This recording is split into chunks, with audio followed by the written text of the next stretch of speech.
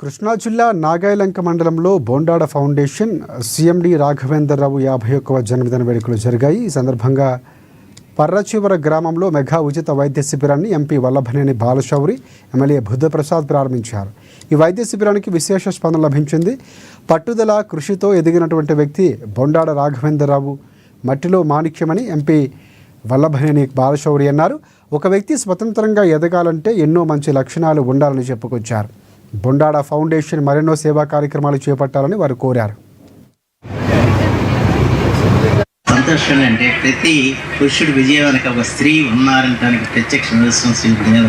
ఆమె ఇవాళ బొండాడ గ్రూప్ ఆపు ఈ ఫౌండేషన్కి ఆమె నేతృత్వం ఇస్తూ అనేక కార్యక్రమాలు నిర్వర్తిస్తూ రాఘవేంద్ర చక్కటి వ్యక్తిత్వ వికాస గారి కుమారుడు ఎంతెత్తికి దిగాడు అన్నది నాకు తెలియదు. ఇక్కడ ఈ ఊరు